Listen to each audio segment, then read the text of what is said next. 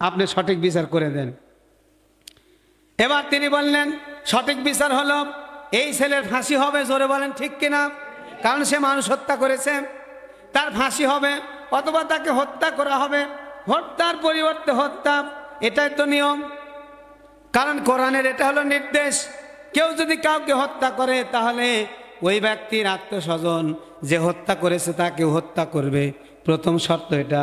কিন্তু আত্মস্বজনেরা যদি এসে বলে আমরা হত্যা করব না, জরিমানা নেব, তাহলে হবে। এবার ওই ছেলেটা বলছে আমার বাবাকে মেরেছে, কাজে এই ছেলেটাকে আমরা ক্ষমা করব না, বরং এই ছেলেটা যে আমার বাবাকে মেরেছে তার ন্যায় বিচার চাই। আমিরুল মুমিনিন হযরত ওমর বললেন ঠিক আছে, হত্যার পরিবর্তে হত্যা। তোমার বাবাকে এরা মেরেছে, এবার তাকেও তোমরা মেরে ফেলো। এবার ওই ছেলেটাকে জিজ্ঞাসা করা হলো, ছেলে তোমার কি শেষ কোনো ইচ্ছা আছে নাকি? তোমার যদি শেষ কোনো ইচ্ছা থাকে তাহলে তুমি সেটা করতে পারবে, তোমার ওই শেষ ইচ্ছা পূরণ করার পরে তোমাকে হত্যা করা হবে। এবার বললেন হুজুর বাড়িতে আমার একজন ভাই আছে, ওই ভাই আমার কাছ থেকে জায়গা জমি পাবে। আমার যে পিতার জায়গাগুলি ছিল আমার কাছে কিছু সময় রেখে দিয়েছে, কিন্তু ওই ভাই জানে না আমি যদি মরে যাই তাহলে ওই ভাইটা বঞ্চিত হয়ে যাবে। সুতরাং পিতার জমির দুইটা অংশ করে ওই ভাইকে অর্ধেক দিব আর অর্ধেকটা আমি নেব। ওই ভাইকে বুঝে দিয়ে আমি আবার আপনার কাছে আসব, এরপরে আপনি আমাকে যে রায় দিবেন আমি মেনে নেব। আমিরুল মুমিনিন বললেন এই কথা বলে তুমি তো পালিয়ে যাবে, বলেন ঠিক কিনা? জোরে বলেন ঠিক কিনা? কিন্তু এইভাবে তো তোমাকে যেতে দেব না। কিন্তু ছেলেটা যাবে, কি করা যায়? ইন দ্য মিন টাইম হযরত আমিরুল মুমিনিন বললেন মুসলমানদের মধ্যে এমন কোন লোক আছে নাকি এই লোকটার জামিনদার হবে? কেউ কথা বলে না। ইন দ্য মিন টাইম একজন সাহাবী, নাম হলো আবু যর গিফারি রাদিয়াল্লাহু তাআলা আনহু এসে বললেন হুজুর আমি সিদ্ধান্ত নিলাম এই ছেলের ব্যাপারে আমি জামিনদার হব। এই ছেলে যদি ফিরে না আসে তাহলে আমাকে হত্যা করে ফেলবেন। আচ্ছা ঠিক আছে ছেলে তুমি চলে যাও। ছেলেটা চলে গেল। 3 দিনের সময় নিয়ে ছেলেটা ঘোড়াতে চড়ে চলে গেলেন। যাবার পরে প্রথম দিন শেষ হয়ে গেছে, ছেলেটা ফিরে আসে নাই। দ্বিতীয় দিন শেষ হয়ে গেল, ছেলেটা ফিরে আসে নাই। তৃতীয় দিনে আবু যর গিফারি চিন্তায় পড়ে গেল, লোকটা তো পালাইছে, বলেন ঠিক না বা ঠিক? লোকটা তো পালিয়ে গেল, এই লোকটা ফিরে আসবে কি আসবে না জানা নাই। ইন দ্য মিন টাইম আমিরুল মুমিনিন বলছে আবু যর তুমি তো জামিনদার হয়েছো, এবার ছেলে যদি ফিরে না আসে তাহলে তোমার কল্লা কাটা হবে, বলেন ঠিক কিনা? তোমার কল্লা কাটা হবে। আচ্ছা ঠিক আছে সমস্যা নাই। 3 দিন গড়ে গেল, মাগরিবের সময় আসতেছে এমন ভাব, কিন্তু ছেলেটা ফিরে আসে না। মাগরিবের পরে রায় ঘোষণা হবে, ওই ছেলে যদি ফিরে না আসে তাহলে আবু যরকে হত্যা করা হবে। কাকে হত্যা করা হবে? আবু যরকে হত্যা করা হবে। আমার প্রিয় ভাইরা, আবু যরকে হত্যা করা হবে কি হবে না এটা জানা দরকার আছে কি নাই? একটু জোরে বলেন, আরো জোরে। জোর হলো না? এটা আমি বলবো, তবে বলার আগে একটু কাজ আছে। সেটা হচ্ছে এই যে তাফসীর মাহফিল করার জন্য একটু খরচ হয়েছে না? খরচ হয়েছে না? কি আপনারা বলছেন এমনি হয়েছে? ওই পাশে গেলে কি যে স্যাট, মাশাআল্লাহ। আমার পরে একটা বক্তা আছে, নাম হলো তাবারক আলী। বলেন কি? তাবারক আলী। কি গান তো আমার পরে আকর্ষণ, বড় বক্তা। তাবারক আলী খেয়ে যাবেন না? তাবারক আলী খাওয়ার আগে টাইম তো 12টা পর্যন্ত, আর 3 মিনিট আছে। 3 মিনিট পরে আমার টাইমও শেষ, আমিও শেষ, বলেন ঠিক কিনা? তাহলে আল্লাহ কোরআনে ঘোষণা দিলে কয়টা? আদেশ করেছে 3টা, নিষেধ করেছে 3টা, আদেশ করেছে কয়টা? 3টা।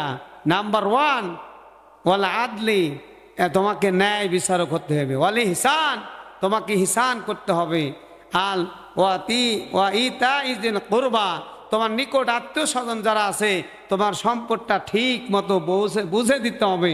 আমাদের দেশে এমনও হাজি আছে আমাদের কাছে এসে ফতোয়া চায়, হুজুর ফতোয়া দেন, আমার 50 বিঘা জমি, 50-এর 45 বিঘা সব ছেলেদেরকে দিয়ে দিয়েছি, 5 বিঘা আমার কাছে রেখে দিয়েছি, 5টা ছেলে 4টা মেয়ে, মেয়েকে দিই নাই, আমার হজ হয়েছে কি হয় নাই, ফতোয়া দেন। ওরে বাপ রে বাপ, কি ফতুয়া! আমরা বলি তখন যে আপনার হজ হবে কি হবে না এই ফতোয়া দিতে পারবো না, তবে আপনি যে জাহান্নামে নিশ্চিত এই ফতোয়াটা দিতে পারি। বলেন ঠিক কিনা? আপনি জাহান্নামে যাবেন একেবারে নিশ্চিত। আমি তো জানি না এইরকম কথা বলবে মাওলানা বজলুর রশিদ, আমাদের প্রিয় বড় হুজুর।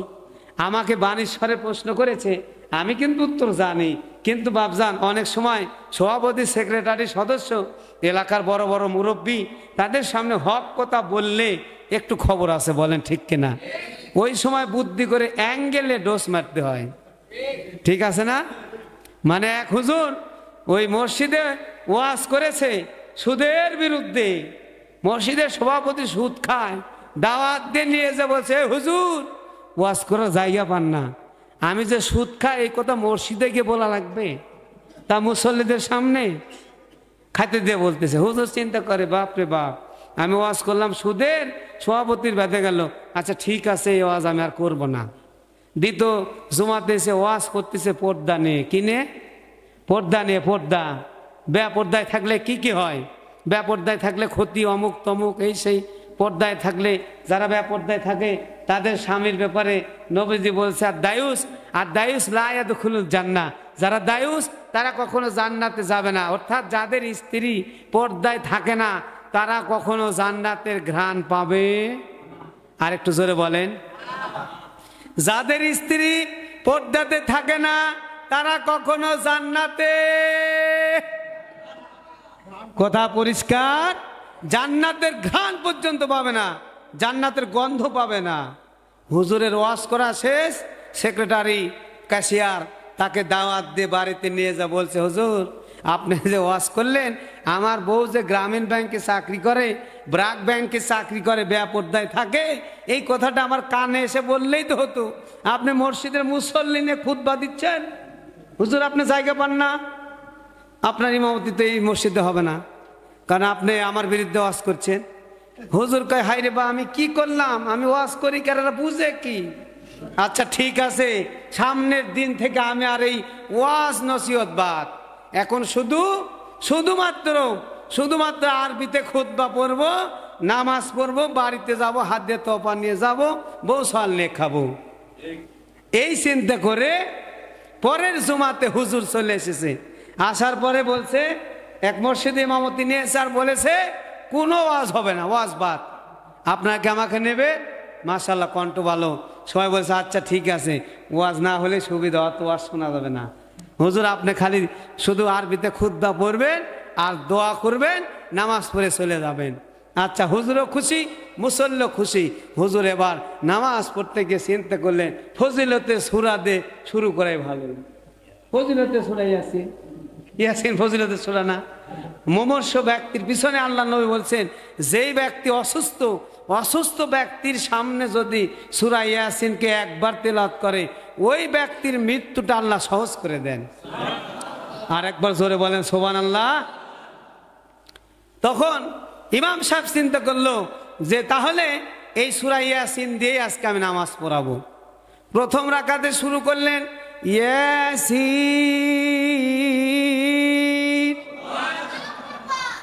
এইভাবে সুন্দর করে প্রথম রাকাত সুন্দর করে 10-12টা আয়াত দিয়ে প্রথম রাকাত শেষ করে দিয়েছে।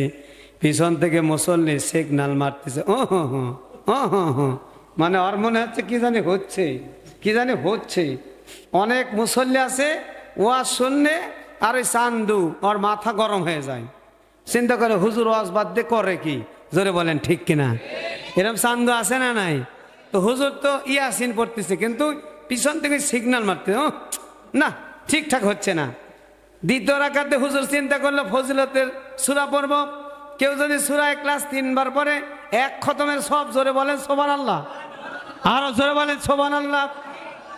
এবার হুজুর প্রথম রাকাত শেষ করে ইয়াসিন দিয়ে শেষ করে দ্বিতীয় রাকাতে পড়ছে কুল হু আল্লাহু আহাদ আল্লাহুস সামাদ লাম ইয়ালিদ ওয়া লাম ইউলাদ ওয়া লাম ইয়াকুল লাহু কুফুয়ান আহাদ।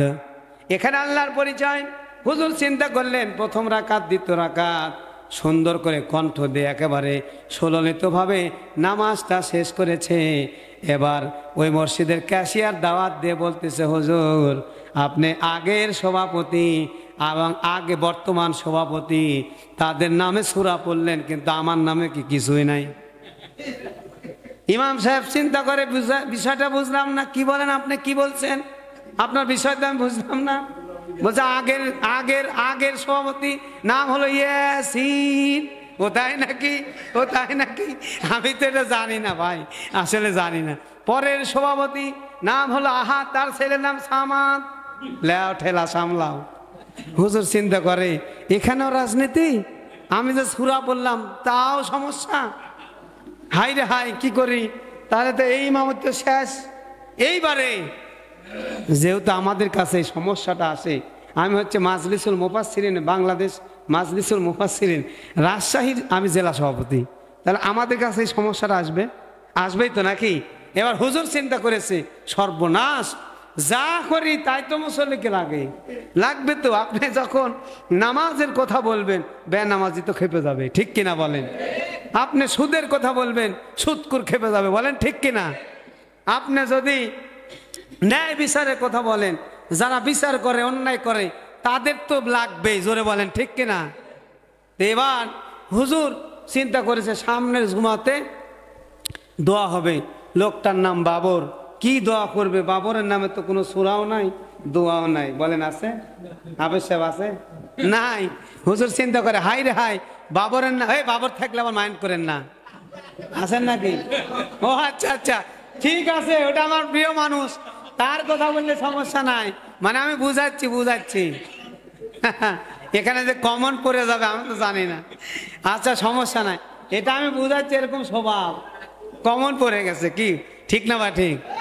বাবর আলী বলছে, হুজুর আমার নামে সূরা হবে, আমার নামে দোয়া হবে, নামাজের মধ্যে বাবরের নামে সূরা নাই। হুজুর তো টেনশনে, হাই রে হাই করি, কি বাবরের নামে তো সূরা নাই, মহা মুশকিল। যারা আরবি বুঝে, ওই যে আরবি যারা বিশ্ববিদ্যালয়ে পড়ে, আরবি সাহিত্য নেই, তারা কিন্তু সূরা বানাতে পারে, মানে এমনিতেই সূরা। আমরা যে আরবি পড়ি তা লোকে মনে করে সূরা।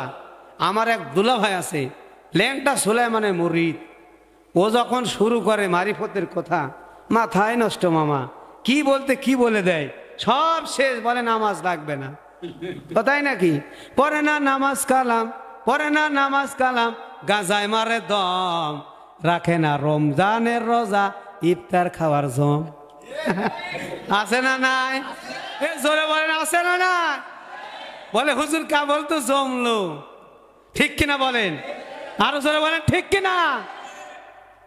এক শ্রেণীর লোক রমজান মাস আসলেই ইমাম বরাবর বসবে আর বলবে, হুজুর ইফতার নেন, ইফতার নেন, হুজুর ইফতার নেন।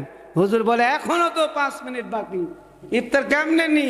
বলছে, হুজুর নেন তো, আপনি নিলেই শুরু হয়ে যাবে। বলা দেখে কি বলা যায় যে আসলে রোজা আছে? এই জন্য ওদের জন্য একটা ছন্দ, আমার ওস্তাদ রুহুল আমিন জিহাদি উনি বলেছেন, আমি ওটা মুখস্থ করেছি সেই ছোটবেলায়, বিশেষ বিশেষ মাহফিলে এটা বলে থাকি। তো ওই জন্য একটা তাদের জন্য ছন্দ। আবার তাদের আবার কিছু বাবা আছে, বাবা বাবা, ওই বাবার মুরিদ হলে ওদের নামাজ রোজাও লাগে না। ওরে বলবো কি বলবো? জোরে বলেন, বলবো? নবীজি মেরাজে গেল, নবীজি মেরাজে গেল, 90,000 কালাম পেল, 30,000 করলো জাহের, 60,000 গোপনে। ওরে পানির তলে মম জ্বালালে ঝড় বাতাসে নেবে না, আমার বাবার হাতে মুরিদ হলে নামাজ রোজা লাগে না। কি সুবিধা বলেন ঠিক কিনা? হাই রে সুবিধাবাদী, সুবিধাবাদ জিন্দাবাদ। এরকম হলে তো ভালোই হয় নাকি কন? নামাজও নাই, রোজাও নাই, হাই রে সুবিধা। ওই আমার দুলা ভাই এমন যুক্তিটা বোঝায় যে নামাজও লাগবে না, রোজাও লাগবে না, আবার বলে আমার ইমানই ঠিক। তার মানে এরকম হয় যে আমরা নামাজ পড়েই ঠকে গেছি, কি কন ঠিক কিনা? এরকম বোঝায় তো। আবার ওরা আবার যে ওই তাদের বাবাকে নিয়ে ওই গানও গায়। কেমন গান গায় জানেন? ওরে মুর্শিদ চরণ অমূল্য ধন, মুর্শিদ চরণ অমূল্য ধন, সময় থাকতে চিনলাম না, লোহা রে বানাইলো কাঞ্চা সোনা। আছে না নাই?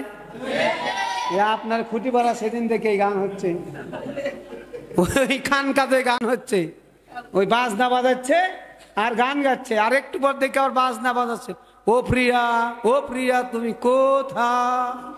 আমি কই বাপ রে বাপ। আমার বউ আবার বলছে কি রে, লোকজন বলছে এটা খানকাতে নাকি এই গান হচ্ছে, খানকাতে নাকি ওয়াজ হচ্ছে, তো ওয়াজের মধ্যে আবার ও প্রিয়া ও প্রিয়া কেন? কথাটা বুঝেন?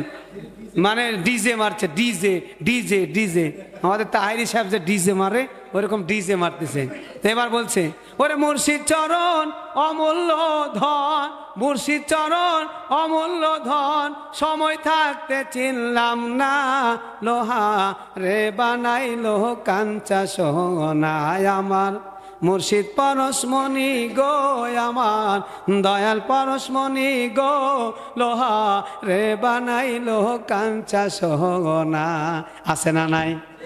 আর একটু জোরে বলেন, আছে না নাই? সমস্যা নাই। এই গজলটা যদি, এই গানটা যদি উল্টা করে বলি, একটু সুন্দর করে বলি, তাহলে আল্লাহ খুশি হয়ে যাবে। ওই গানটাকে এক কলি বলবো, ওরে রাসূল চরণ অমূল্য ধন, ঠিক কিনা? ওরে রাসূল চরণ অমূল্য ধন, সময় থাকতে চিনলাম না, লোহা রে বানাইলো কাঞ্চা সোনা। হয়ে আমার রাসূল পরশমণি গো, আমার নবী পরশমণি গো, লোহা রে বানাইলো কাঞ্চা সোনা। আরো জোরে বলেন ঠিক কিনা? ও তোরা দেখলে ছবি পাগল হবি, দেখলে ছবি পাগল হবি, ঘরে থাকতে পারবি না, লোহা রে বানাইলো কাঞ্চা সোনায় আমার রাসূল পরশমণি গো, আমার নবী পরশমণি গো, লোহা রে বানাইলো কাঞ্চা সোনা। ওই নামের সুর ধরিয়া পাখি যায় গান করিয়া, ওই নামের সুর ধরিয়া পাখি যায় গান করিয়া, ওই নামে মজনু হলো মাওলায় আমার কাদের গনি। নবী নবী মোর পরশমণি, নবী মোর সোনার খনি, নবী নাম ভাবে যে জন সে তো দুজাহানের ধনী। ঠিক কিনা? আরো জোরে বলেন ঠিক কিনা? নবীর নাম নিয়ে একটু গান, তাহলে খুব সুন্দর লাগবে, দেখতেও ভালো লাগবে। ওই বাবার নামে যতই গান গান কোনো লাভ হবে না, কারণ ওয়াকুল্লুহুম আতিহি ইয়াউমাল কিয়ামাতি ফারদা। আল্লাহ তাআলা কিয়ামতের ময়দানে প্রত্যেক বান্দাকে ডেকে ডেকে একাকী ডাকবে আর প্রশ্ন করবে, তোমার বাবার কি টাইম আছে? তোমার বাবাকে তো একা ডাকবে, তোমার বাবাকে ডেকে তোমার বাবার কোথায় জিজ্ঞাসা করবে। তাহলে বাবা বাবার প্রশ্ন উত্তর দিতে পারবে কিনা ওটা বাবার চিন্তা করে ভালো। জোরে বলেন ঠিক কিনা? বাবা পারবে কিনা বাবা চিন্তা করুক, আপনি পারবেন কিনা আপনার চিন্তা আপনি করেন। আমি মাওলানা হয়েছি বলে আমি যে প্রশ্ন উত্তর দিতে পারবো এটা কিন্তু সঠিক না, কারণ প্রশ্ন করবেন কে? আল্লাহ। যদি আমাকে কঠিন প্রশ্ন করে উত্তর দেওয়া যাবে? জোরে বলেন। তাহলে আমরা শুনতেছিলাম যে ওই ছেলেটা ফিরে আসবে কি আসবে না, বেলা ডুবে যাচ্ছে, সন্ধ্যা হয়ে যাচ্ছে, কিন্তু লোকটা এখনো ফিরে আসে নাই। এবার লোকটাকে ফিরে আনা দরকার আছে না নাই? দরকার হলে যদি লোকটাকে ফিরে আনতে চান তাহলে মাল লাগবে ভাই, মাল। মাল জোরে বলেন ঠিক কিনা? মাল দিতে আপনারা কি সকলে রাজি আছেন? কারা কারা রাজি আছেন হাত তুলেন দেখি। ওই যে কেউ কেউ হাত তুলতেছে, কেউ কেউ তুলতেছে না, বলছে মাল দিব না, মাল দিব না। ওয়াজ শুনতে রাজি আছি, দোয়া পড়তেও রাজি আছি, তাবারক খেতেও রাজি আছি, মাল দিতে রাজি নাই। এই গ্রুপের হলো কিন্তু সমস্যা ভাই, কি কন ঠিক কিনা? এই জন্য তাফসির মাহফিল করতে কিছু খরচ হয়েছে, আমরা সহযোগিতা করব। যদিও আমাকে বলে নাই, আমি নিজ দায়িত্বে এই কথাটা বললাম। আপনারা কি রাগ করলেন? সবাই রাগ করলেন? আমি বুঝতে পেরেছি সবাই রাগ করে নাই। এই জন্য আমার প্রিয় ভাই মাওলানা আব্দুল মান্নান, আব্দুল মান্নান ভাই দান করেছে 100 টাকা। রেখো না ঠেকা, আমল রেখো না ফাঁকা, ইমান করে দাও পাকা, নবীর সাথে করে দাও দেখা। জোরে বলেন আমিন, আসতে বলেন আমিন। হুজুর আপনি দান তুলতে পারেন নাকি? পারি না মানে দান তোলার পোকা, আপনার কাছ থেকে দান তুলতে তুলতে আপনাকে করে দেবো ফাঁকা। জোরে বলেন ঠিক কিনা? ফাঁকা হওয়ার আগে কিছু দেন, তাড়াতাড়ি দেন, তাড়াতাড়ি দোয়া করে দিই, তারপর খেবারে যান। ঠিক কিনা বলেন? আর ইবাদত করেন, সারা রাত ইবাদত করবেন, এই রাতে ইবাদত করবেন, এই রাতে ইবাদত করে আগামীকাল রোজা রাখবেন। আপনার আমল নামা কবুল করবেন কে? আল্লাহ তাআলা। তোমার আর একজন বান্দা, নাম কি ভাই? আল্লাহ তোমার আর একজন বান্দা দান করলো 200 টাকা। জোরে বলেন মারহাবা।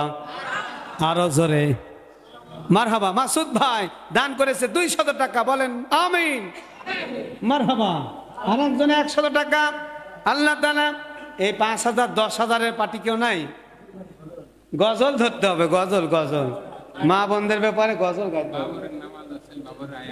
হ্যাঁ, বাবরের কথা তো শেষ হয়নি, বলছে বাবরের আয়াত কু। এবার হুজুর চিন্তায় পড়ে গেছে, 500 টাকা, বলেন মারহাবা। বাবর আলী, তার জন্য দোয়া করি, দান করেছে 500 টাকা।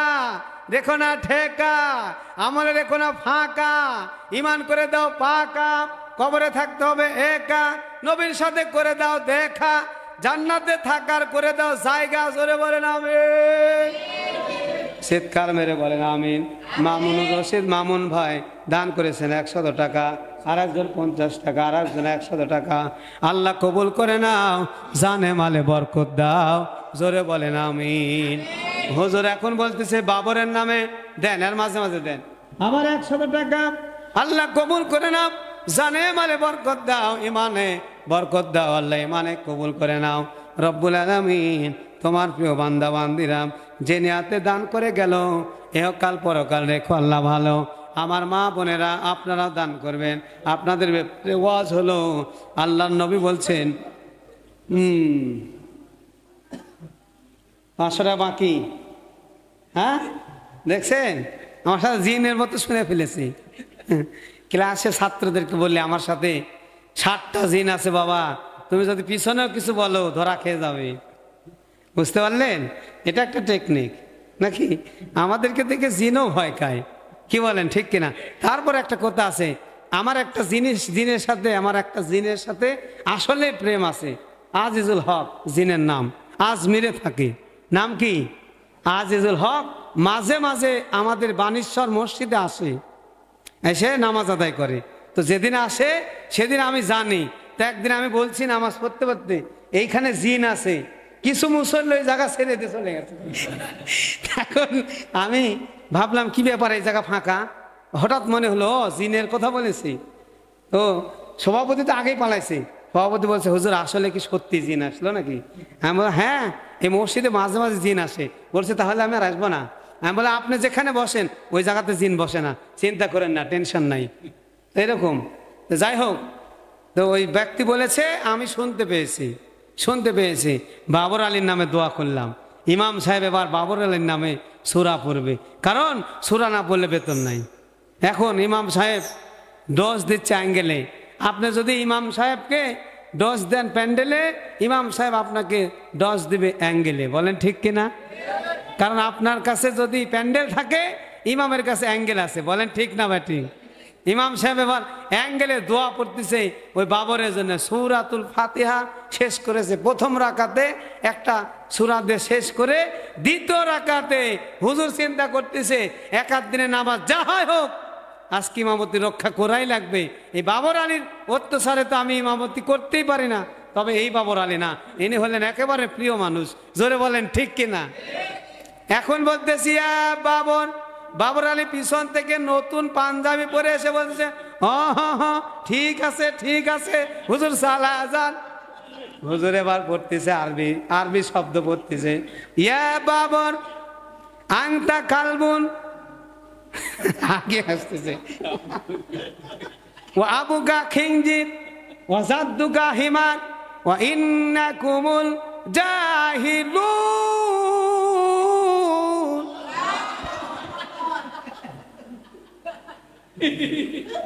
দেখছেন, ইনারা আল্লাহু আকবার বলেছে। তাহলে বাবর আলীর কি অবস্থা হয়ে গেছে? বাবর আলী পিছন থেকে বলতেছে আমিন আমিন আমিন। এবার অর্থ বলে দি, ইয়া বাবর, হে বাবর, আংতা কালবন, তুমি হলে কুত্তা। বাবর আলী কি তাহলে এই বাবর আলী না, আপনি মাইন্ড করেন না, তুমি কুকুর, কারণ তুমি হুজুরের ইমামতি খায়া নিচ্ছ, তোমার ভাব ভালো না। তোমার ভাব কি ভালো না। ও হুজুরকে তুমি মেরেছো প্যান্ডেলে, হুজুর মারতেছে এবার অ্যাঙ্গেলে। হুজুর কিসে মারতেছে?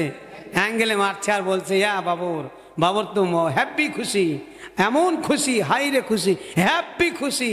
বাবর খালি আমিন আমিন বলতেছে।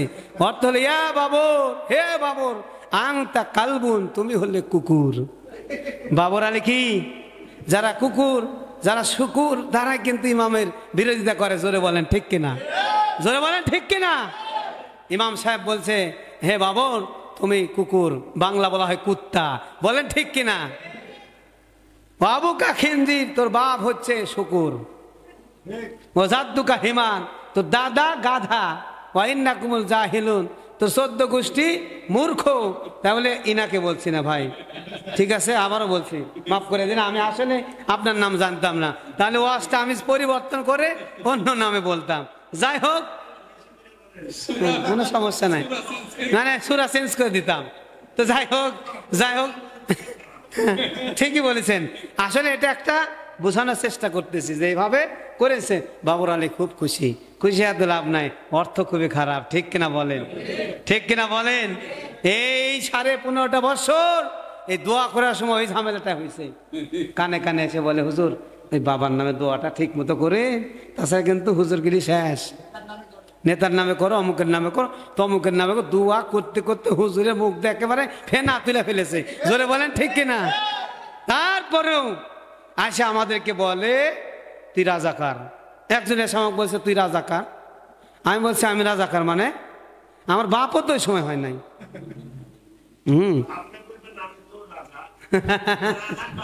রাজাকার, হ্যাঁ কার রাজা, হ্যাঁ, তা আমার বাপও তো ওই সময় হয়নি। বলছে না, হলো তোমরা হচ্ছে যে ওয়ারিশ সূত্রের রাজাকার, মানে মানে আমরা হলাম স্বাধীনতার পক্ষের শক্তি আর তোমরা হচ্ছে স্বাধীনতার বিপক্ষের শক্তি। এই হিসাবে তোমরা ওই বিপক্ষের শক্তি হিসেবে তোমরাও রাজাকার। বাপরে ফতুয়া, দেখলেন কি ফতুয়া মানলো। এইরকম অন্যায় করা যাবে না। একটা শেষ করে দেবে, ওয়াজটা শেষ করি। সেটা 3 নাম্বার হচ্ছে আত্মীয়তার হক আদায় করতে হবে। আপনার যে আত্মস্বজন, তার হক আদায় করতে হবে। আল্লাহ নবী বলছেন কেউ যদি তার হায়াতকে বৃদ্ধি করতে চায়, কেউ যদি তার রিজিককে বৃদ্ধি করতে চায়, সে যেন আত্মীয় স্বজনের সাথে ভালো ব্যবহার করে। জোরে বলেন সুবহানাল্লাহ, আরো জোরে বলেন সুবহানাল্লাহ। এবার 3টা কাজ আল্লাহ তাআলা বললেন, ওয়ায়ানহা ফাহশাই ওয়াল মুনকারি ওয়াল বাগই ইয়াযুকুম লাআল্লাকুম তাযাক্কারুন। আল্লাহ তাআলা বললেন 3টা কাজের অর্ডার দিলেন, খবরদার এই 3টা কাজ করবে না। নাম্বার 1 ওয়াল ফাহশা, অশ্লীলতা কাজ করা যাবে। অশ্লীলতা কাজ হচ্ছে পর্দায় বেপর্দায় থাকা। এই যে অবাধে 14 ফেব্রুয়ারিতে যে সকল নারী পুরুষ একত্রিত হয়েছে, তারা ফাহেসা কাজগুলি করলো, অন্যায় কাজগুলি করলো, অশ্লীলতা করলো। আল্লাহ বলছেন কখনো অশ্লীল কাজ করো না। ওয়াল মুনকার, অসৎ কাজ করো না। সুদ খেও না, ঘুষ খেও না, মানুষের সম্পদ মেরে খেও না, মানুষের সম্পদ লুট করে খেও না, মানুষকে কষ্ট দিও না, গীবত করো না, চুগলখড়ি করো না। 4টা কারণে মানুষ জাহান্নামে যাবে। বলেন কয়টা? আরো জোরে, জোর হলো না। ফি জান্নাতি ইয়াতাসাআলুন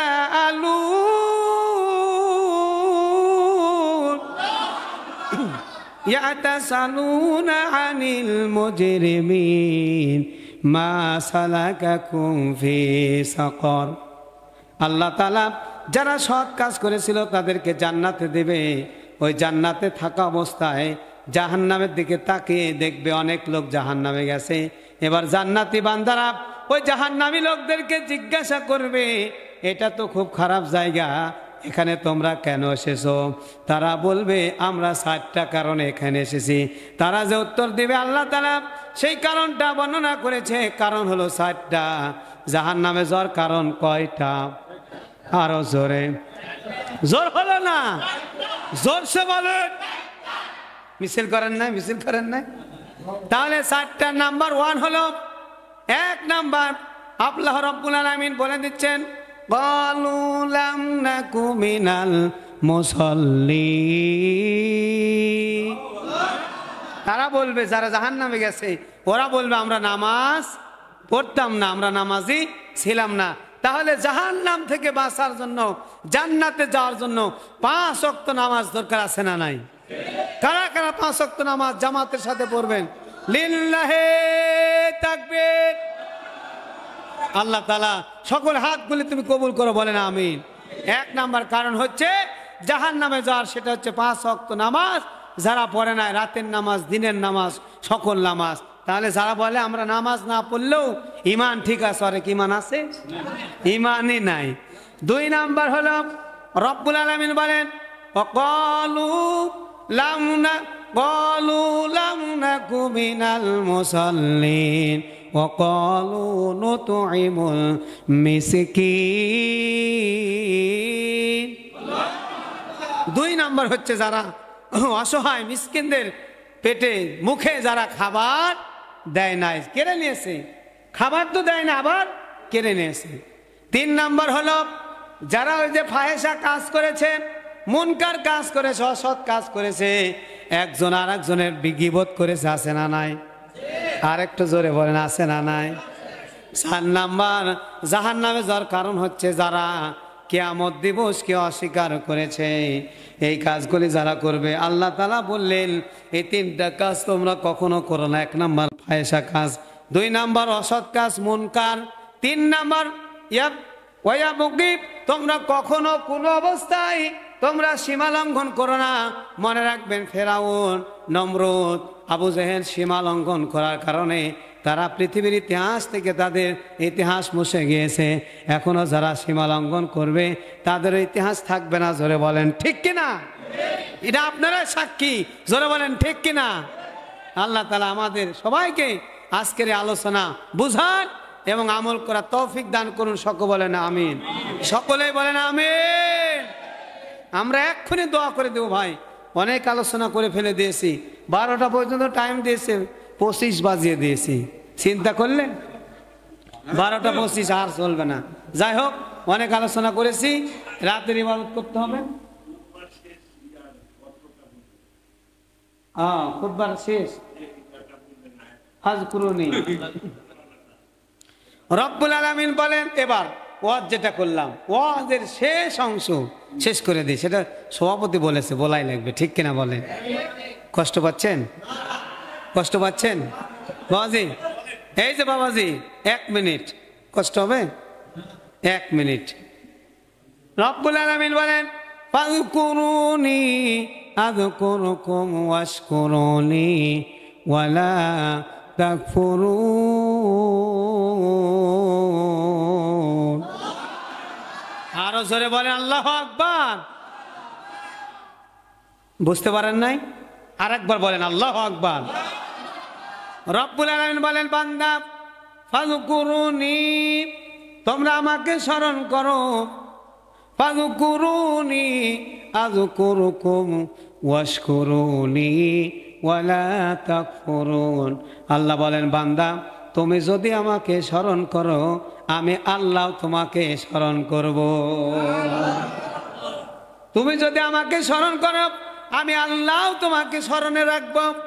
তার মানে হচ্ছে আল্লাহকে যদি আপনি একবার আল্লাহ বলে ডাক দেন, আমার আল্লাহ আপনাকে 70 বার আপনি বান্দা আল্লাহর, এটা আল্লাহ কিন্তু স্মরণ রাখে। জোরে বলেন সুবহানাল্লাহ। ফাযকুরুনি আযকুরুকুম ওয়াশকুরুনি ওয়ালা তাকফুরুন। আল্লাহ শেষ অংশে বললেন তোমরা অস্বীকার করো না, অকৃতজ্ঞ হয়েও না, ওয়াশকুরুলি ওয়ালা তাকফুরুন।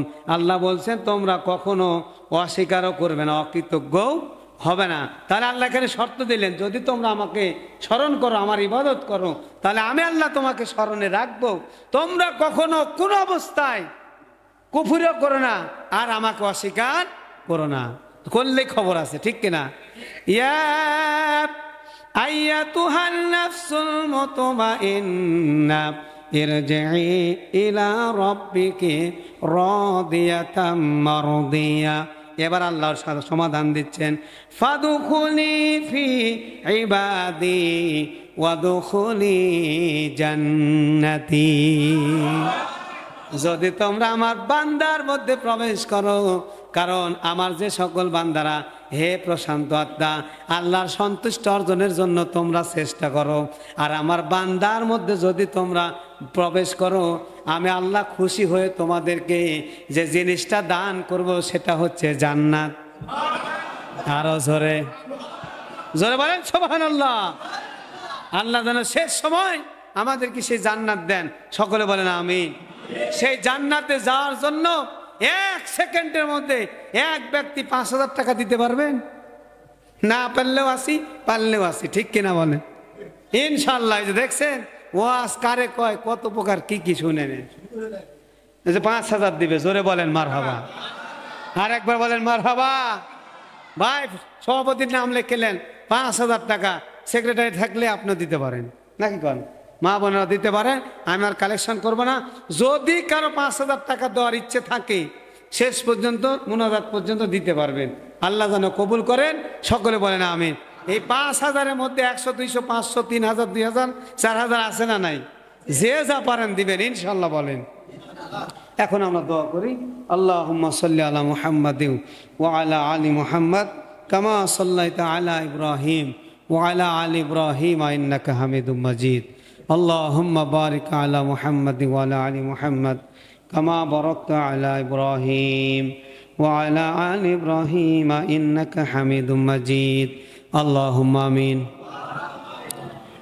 ربنا ظلمنا أنفسنا وإن لم تغفر لنا وترحمنا لنكونن من الخاسرين ربنا لا تزغ قلوبنا بعد إذ هديتنا وهب لنا من لدنك رحمة إنك أنت الوهاب ربنا لا تزغ قلوبنا بعد إذ هديتنا وهب لنا من لدنك رحمة إنك أنت الوهاب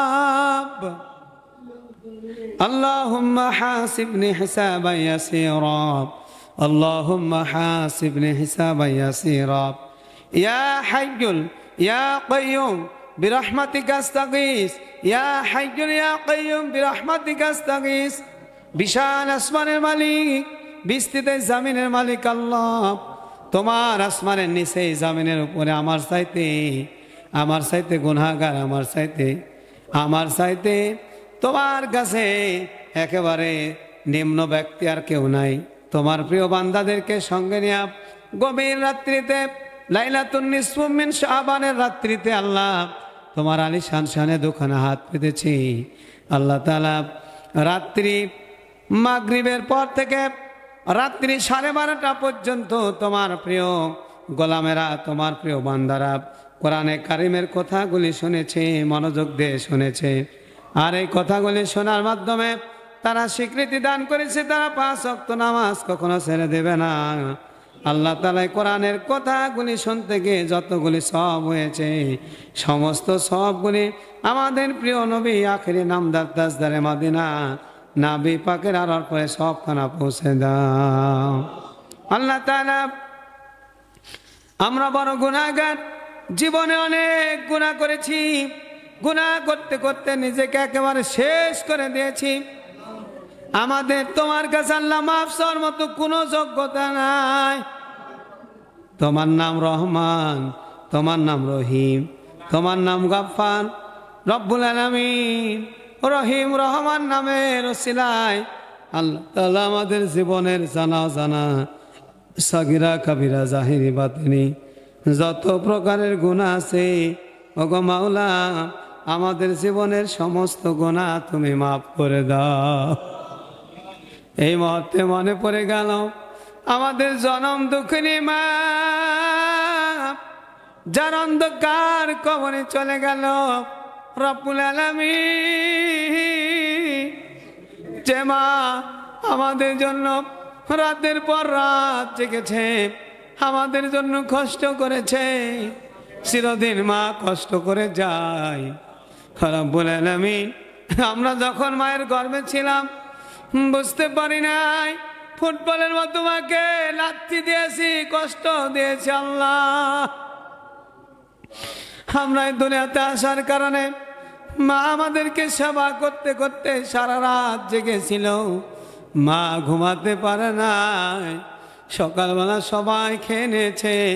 মা যখন খেতে গিয়েছে আমাদের পেশাব পায়খানার কারণে মায়ের শরীরটা অপবিত্র হয়ে গেছে, মার খেতে পারে না।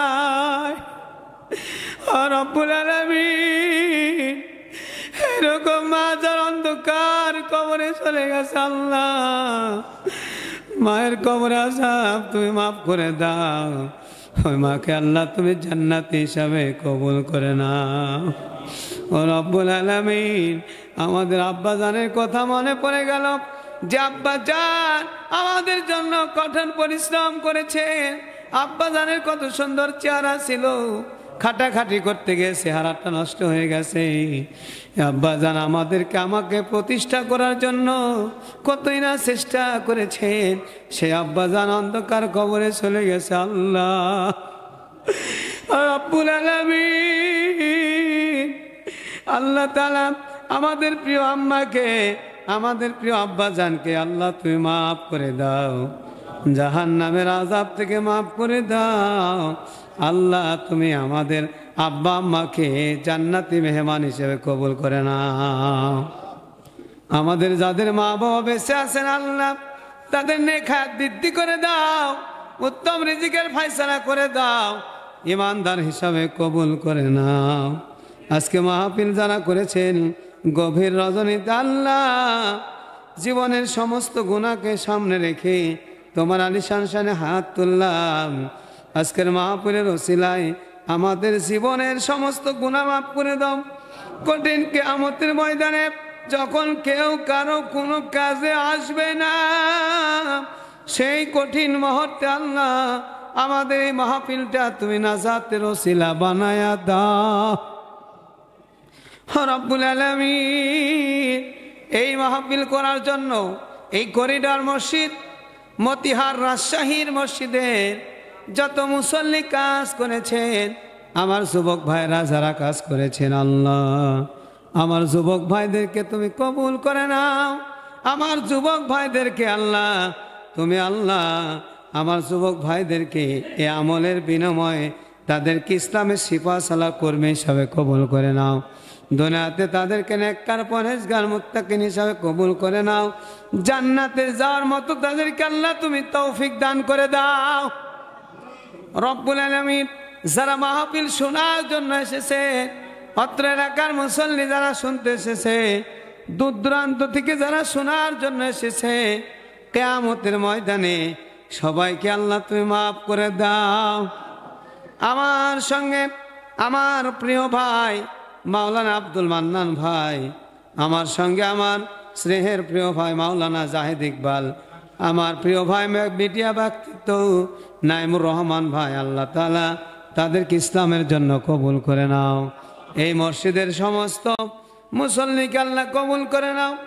এই মসজিদের সভাপতি বাবরানী রব্বুল আলামিন আল্লাহ তাকে তুমি সুস্থতার নিয়ামত দিয়ে ভরপুর করে দাও।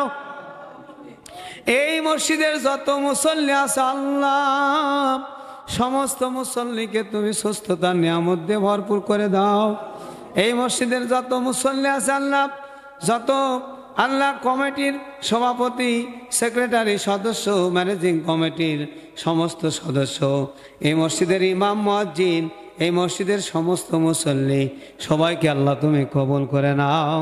সকলকে আল্লাহ সুস্থতার নিয়ামত দিয়ে ভরপুর করে দাও। আর রব্বুল আলামিন এলাকাবাসীর সমস্ত মানুষকে কবুল করে নাও, সমস্ত কবরবাসীর কবর আযাব তুমি মাফ করে দাও। আমার মা বোনেরা অনেক কষ্ট করে রাতের অন্ধকারে ওয়াজ শুনতে এসেছেন। রব্বুল আলামিন আল্লাহ তাআলা আমার মা বোনদেরকে আল্লাহ কবুল করে নাও। আমার মা বোনেরা যে নিয়াত নিয়ে এসেছেন, মা বোনদেরকে 5 ওয়াক্ত নামাজি বানায় দাও। মা বোনদেরকে আল্লাহ স্বামীর খেদমতকারী হিসাবে কবুল করে নাও। রমজান মাসে রোজা রাখার তৌফিক দিয়ে দাও, পর্দাতে থাকার তৌফিক দাও। মা বোনদেরকে মা আয়েশার মতো, মা খাদিজার মতো, আল্লাহ ফাতেমার মতো, মরিয়মের মতো রব্বুল আলামিন তুমি কবুল করে নাও।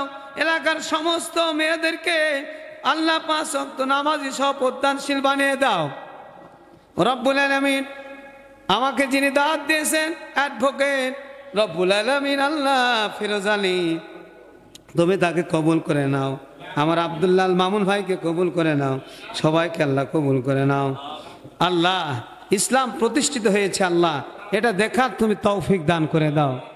এটা দেখে আমাদেরকে মৃত্যু দাও। আল্লাহ বাংলার জমিনে ইসলাম প্রতিষ্ঠিত হয়েছে, আল্লাহ এটা দেখার তৌফিক দিয়ে দাও। রব্বুল আলামিন আমাদেরকে ইসলামের জন্য কবুল করে নাও, কোরআনের জন্য কবুল করে নাও, দিন প্রতিষ্ঠার ইসলাম আন্দোলনের কর্মী হিসাবে কবুল করে নাও। আমাদের সবাইকে ইসলাম বুঝে ইসলাম মানার তৌফিক দান করে দাও। সমস্ত অশ্লীলতা বেহাপনা থেকে আল্লাহ তুমি আমাদেরকে হেফাজত করো। আমাদের চোখের হেফাজত করো আল্লাহ, আমাদের অন্তরের হেফাজত করো, আমাদের হাতের হেফাজত করো, আমাদের পায়ের হেফাজত করো, আমাদের চোখের ইশারার হেফাজত করো। রব্বির হামহুমা কামা রব্বায়ানি সগীরা, রব্বির হামহুমা কামা রব্বায়ানি সগীরা। হাসবুনাল্লাহু নি'মাল ওয়াকিল, নি'মাল মাওলা ওয়া নি'মান নাসির। সুবহান রাব্বিকা রাব্বিল ইজ্জাতি আম্মা ইয়াসিফুন ওয়া সালামুন আলাল মুরসালিন ওয়ালহামদুলিল্লাহি রাব্বিল আলামিন। ওয়া জা'ala আখিরা কালামিনা ইনদাল মাউতি লা ইলাহা ইল্লাল্লাহু মুহাম্মাদুর রাসূলুল্লাহ। এখনই